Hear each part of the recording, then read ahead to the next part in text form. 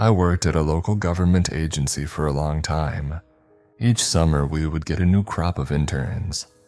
Most were fine, but some caused issues, like when we caught 2 of them making out in the file room. Overall, they were just normal kids from high school or college trying to get some work experience. In 2016, my department received an intern later than usual, right in the middle of the summer.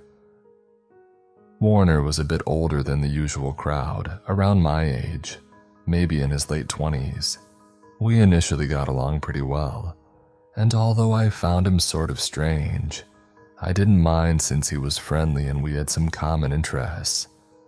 He was the only person in my department who was even close to my age. The interns were all teenagers and the regular staff averaged around 60 years old, older than my mom. I was excited to have a peer to chat with, so occasionally I would eat lunch with Warner or stop to talk at his cubicle. His strangeness was mostly an outsized personality, a mix of over-the-top enthusiasm with a bit of social awkwardness. I got 0 bad vibes from the guy. It wasn't long before Warner started having major performance problems at work. He would produce little to no work on most days, not show up or arrive late without informing anyone, and generally acted unprofessionally. One day, he showed up for work at 3:15 in the afternoon, when our workday ended at 4:30. The office manager was livid and told him to go home. His behavior bothered nearly everyone in my office, but I did not supervise him, and we had plenty of slacker interns in the past.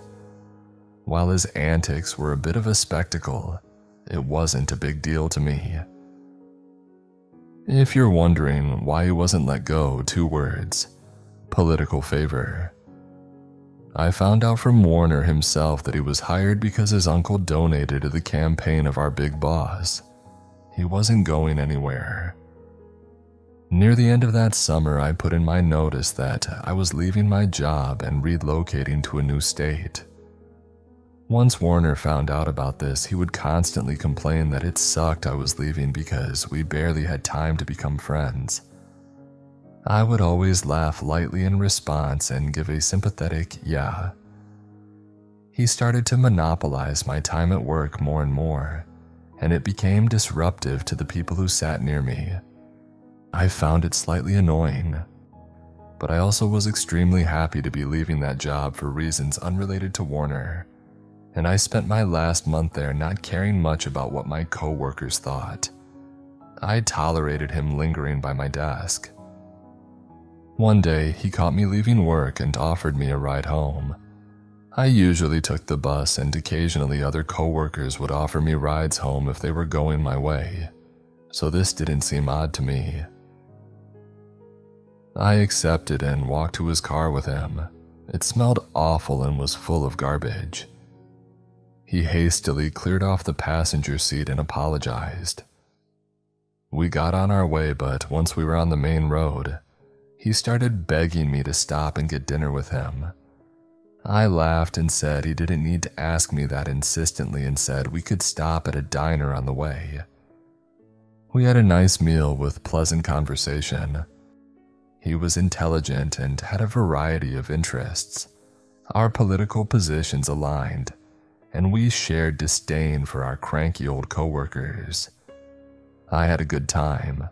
I expressed that he didn't need to drive me all the way home now that it was late, but he kept insisting, so I relented. As I directed him toward my house, he started in again with the whining about how our developing friendship was cut short because I was moving. At this point, I was tired of hearing this.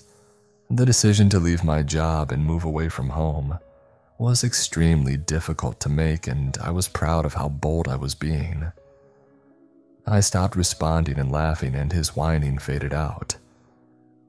We came up to the turn to get onto my street, and when I pointed it out, he accelerated and drove right past it, laughing. I laughed in a "oh my god, what the heck" way, thinking he was joking around. When I began giving instructions about how to turn around and get back, He started begging me to keep hanging out with him because he was lonely. This immediately set me on high alert. It suddenly hit me that I was in a man's car, someone I didn't know that well, who didn't exercise proper behavior at work, which was the only context I knew him in, and now he was displaying weird behavior outside of work as well. My instinct was to not insist that I be let out of his car. I felt as if this would escalate the situation into something bad. And in hindsight, it may have been the right thing to do when I think about the type of person he turned out to be. I told him we could hang out at the park near my house if he wanted to talk. He seemed to like that idea, and we parked and walked over. The pleasant conversations resumed. Besides the weird clinginess, he was perfectly fine to talk to, until he dumped his entire life story on me, including his prior arrest for theft, his heroin addiction, and related struggles with depression. I tried to be sympathetic, but I was very put off by this. It was a lot of highly personal information all at once, and I was still on alert because of his prior behavior. I tried changing the subject by showing him pics of my dog. I scrolled one pic too far, and the next one was a photo of me wearing makeup and posing cutely. Way different than the slob I was at work. He grabbed the phone and went, "Wow, you are very photogenic." I felt awkward and didn't say anything. There was a long silence, then he launched into a weird tangent about how compatible we are and that we have similar interests and that he wishes I wasn't moving so we could try hanging out again. But on a date. I didn't say anything, and he broke the silence with, "Sorry I'm saying all of this stuff. I'm actually high right now. That's why I know where Riverside, a bad neighborhood that had previously come up in conversation, is. I went there yesterday to buy. Otherwise, I wouldn't have said it. I'm really sorry." Internally, I freaked out. He had definitely put his drug addiction in the past tense, and I assumed it was something he was recovering from, not currently using. I also realized I had been in a car he was operating while he was under the influence. I don't know anything about heroin, so I was clueless. I felt very, very stupid. He immediately started whining and begging me not to judge him or hate him, and kept saying over and over again how nice I am, and how understanding I am, that I'm pretty and smart. All of these weird compliments interspersed with talking down about himself. I didn't know what to do, so I smiled reassuringly and told him not to worry, but that I was tired and wanted to go home. That's when he started crying. He had this weird wheezy sob, but no tears were coming out. I sat there silently while he did this, trying to come up with some sort of graceful escape plan. My patience was wearing thin and my anxiety was through the roof. It's a weird feeling to be annoyed and panicky at the same time. I stood up and apologized, said the park was close to my house so I'll walk, and started to leave when I remembered I left my stuff in his car. Trying a new approach, I casually mentioned I forgot my stuff in his car, and joked that if he wanted my dirty lunch containers, he could keep them. He stopped his bizarre crying, stood up and ran over to his car to unlock it, and I grabbed my stuff out of his back seat. His demeanor changed drastically as he calmly apologized for making things weird and asked if he could drop me off at home so I didn't have to walk alone at night. I said yes, but made him drop me off a block over from my little side street so he wouldn't see which house was mine. I could end it there, but what bothered me the most about this guy happened after this encounter. I'll make this part short. A week or two after that weird evening, by the end of August, I had my last day at the job and moved 1,000 miles across the country. Warner would sometimes text me long ramblings detailing his feelings about himself and about our missed opportunity. I didn't respond to these messages. Now that I wasn't near him, I didn't feel the need to placate. The text stopped after a few weeks and I forgot about him. Fast forward to February and I get a text from a former coworker. Her message said, "Sorry you had to hear about it this way."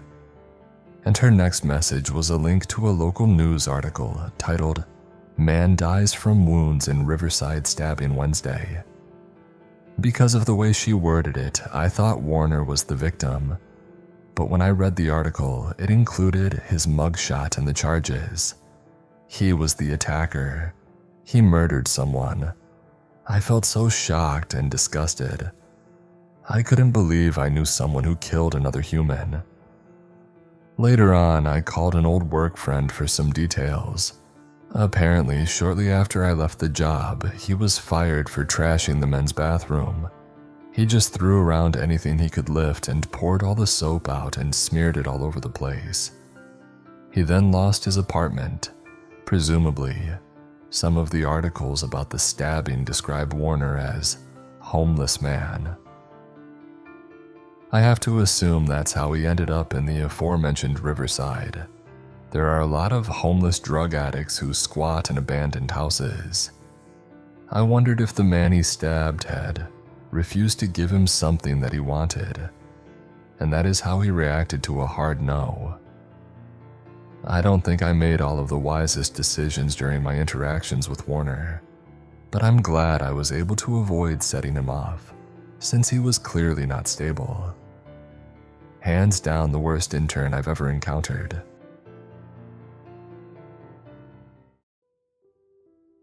I was living in Hawaii and had to move to Los Angeles for work. I didn't know anyone, was fairly broke, and my job wasn't going to help with moving expenses, so I resorted to scouring Craigslist for a room for rent. After literally thousands of scams or weirdos, I finally found this amazing girl. She was funny, we had similar interests, and she even worked in the same field as me. She didn't yet have a place, but she and another girl were looking at several houses that required a third roommate. They were totally okay with doing all the work since I was an ocean away. She called or Skyped with me about once a week and sent me pictures of each house they looked at. All in all, she was incredible. Fast forward 3 months. They found a huge and gorgeous house and everything was settled. The 2 girls, Yvonne and Juliana, were moved in, and Yvonne, the original girl from Craigslist, picked me and all my stuff up at the airport. On the ride home, she started telling me horror stories about her past roommates. Every single one had messed her over in some horrendous way, and she was terrified of being close to people after that. She said she wanted us to be the people who turned that around for her, that she wanted us to be a little family. She then drove us not to the house but to a nearby Starbucks, where she chain smoked and told me about her stepdad who was in Alcoholics Anonymous, and how she'd briefly been attending Narcotics Anonymous meetings after a short bout with painkiller addiction, but she had decided she wasn't a drug addict and didn't need it. Then she admitted that she'd only known the other roommate for a month and a half. Red flags all over the place. Why would a Los Angeles native need to find strangers to live with her on Craigslist? Why the oversharing about drugs and family? Why had she never had a positive roommate experience?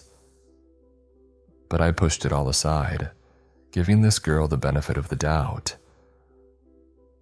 A few weeks went by in the house and all was well. I forgot she ever seemed off, and we started becoming close. Then she took me on a tour of Los Angeles for a day and proceeded to tell me her entire disturbing life story. When I say we had gotten close, by no means were we close enough to make this appropriate. She told me about her stepfather abusing her and getting sent to a mental hospital when she told on him because he's a doctor and said she was criminally insane, getting sexually assaulted by a lesbian at the hospital and beaten by the guards, attempting suicide, her mother's severe narcotic addiction, her ex-fiancé having a psychotic break and trying to kill her, her struggles with a chronic kidney illness that required many surgeries, her recent long-term boyfriend disappearing under mysterious circumstances. The horrific stories just went on and on and on. It sounded like something from a movie, and a part of me questioned if it could all possibly be true. But again, I gave her the benefit of the doubt. Again, things went fine for a while and my doubts about her subsided. Then my food started disappearing. I asked both girls about it privately, and Yvonne claimed that the other girl, Juliana, had confessed to her that she was a compulsive overeater. Naturally, Juliana claimed to be innocent. I sided with Yvonne and we started mildly bullying Juliana to try to get her to admit to stealing the food. Then dishes started piling up in the sink and nobody was washing them except me. I asked both girls, and again Yvonne swore on her life that it was Juliana. Finally, Juliana had enough. It turned out she'd been eating out every meal. We all had extremely different schedules, and Yvonne lied to my face about the dishes and the food.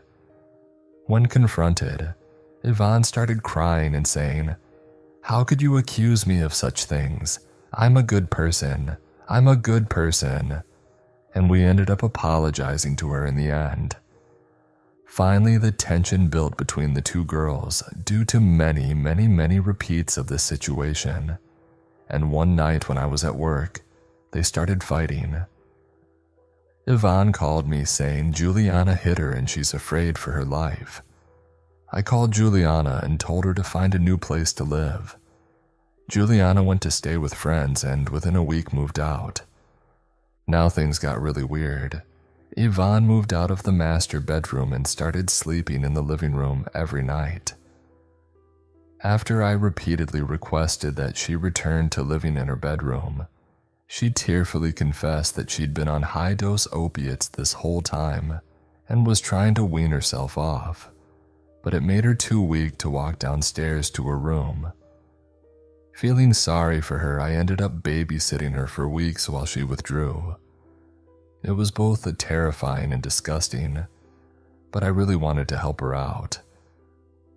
During this time, I saw her naked and realized that she had no scars from her repeated surgeries.